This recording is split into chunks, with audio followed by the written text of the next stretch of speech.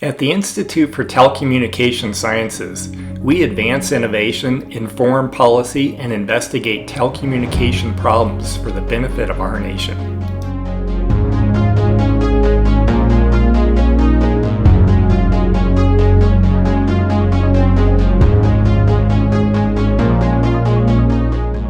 ITS performs over-the-air radio frequency testing at our Table Mountain Advanced Communications test site as part of our end-to-end comprehensive approach to spectrum sharing research. The ITS Advanced Communications test site at Table Mountain is located 15 kilometers north of the Department of Commerce Boulder Labs facility. The site extends 4 kilometers north-south by 2.4 kilometers east-west, an area of about 1,800 acres. Table Mountain is a geologically uniform mesa with a consistent 2% grade. The magnitude of external radio signals is restricted by state law and federal regulation to minimize radio frequency interference. Power and phone lines are buried to further reduce interference or interaction with experiments. ITS's early work pioneered the development of radio propagation models, including models for over-the-horizon troposcatter propagation. Two 18-meter dishes at the north end of the site were used as diversity receivers for a transmitter over 260 kilometers away. This is a path and elevation profile at the bottom between the dishes at our site and the transmit site east of Pueblo.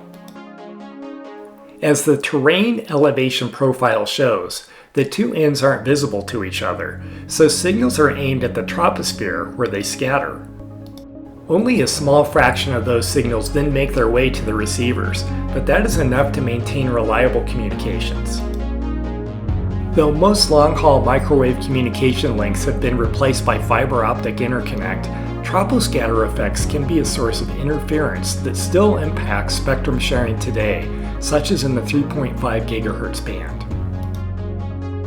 ITS is evaluating upgrades to our system to support interference mitigation work to protect wireless communications in the 3.5 GHz band. ITS developed the radar spectrum emissions criteria and measurement procedures required for federal government system certification, and we operate the world's only automated testing system to perform those measurements. Shown here is the radar emissions test range. The radar is mounted on the platform in the foreground, and a measurement system in the building in the background records the emissions. Smaller systems, such as the maritime radar shown here, can be measured on site, or we can ship our equipment to remote sites to measure larger systems such as Navy radars. A large turntable allows engineers to rotate vehicles with installed antennas to determine the vehicle's effect on the antenna radiation patterns. In the early 2000s, working under a cooperative research and development agreement with a company called First RF, antennas for counter-IED jamming systems were tested here. ITS engineers use the facility to characterize antennas used in mobile radio propagation measurements, such as the antenna installed on this van.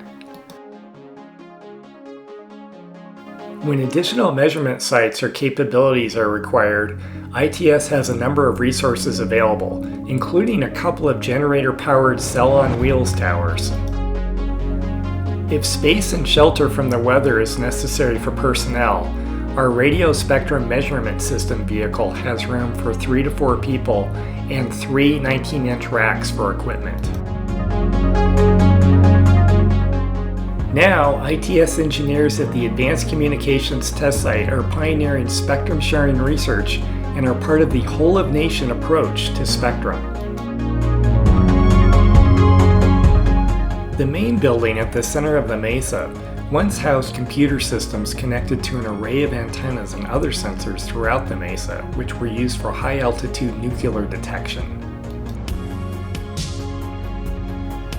Today, this building serves as the primary command and control facility for many of our propagation and spectrum monitoring projects, including our meteorological satellite earth station spectrum sharing test range. The test range replicates common systems used at NOAA Oceanic and Atmospheric Administration Earth stations, including a radome enclosed 2.4 meter dish that tracks polar orbiting weather satellites and 3 fixed antennas that gather downlink data from geostationary satellites.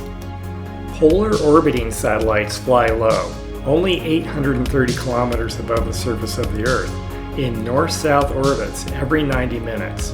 Shown here is a time-lapse of a 14-minute satellite pass.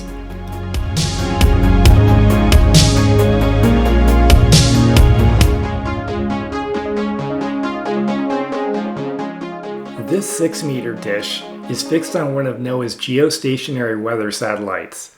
Those satellites circle 36,000 kilometers above the Earth's equator. At these greater distances, a larger antenna, which provides more gain, is needed to receive the signal. These systems occupy spectrum in or adjacent to the recently auctioned AWS-3 spectrum, which raised a record $45 billion. The polar orbiting system will be co-channel with smartphones, and the geostationary one is adjacent channel. Working under an interagency agreement with NOAA, ITS engineers are researching the effects of smartphone transmissions on satellite image quality.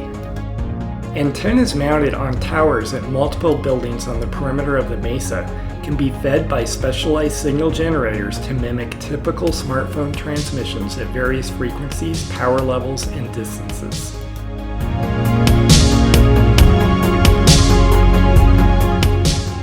This brief flyover shows our Department of Commerce labs in Boulder in the close proximity to our Advanced Communications test site.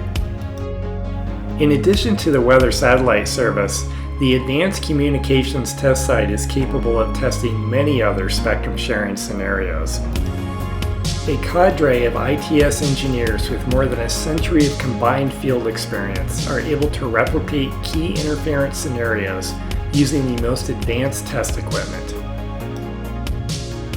The radar test range, for example, coupled with new 5G base stations, could support future prototype development for real-time sharing between those services. ITS is informing spectrum and communications policy for the benefit of all stakeholders.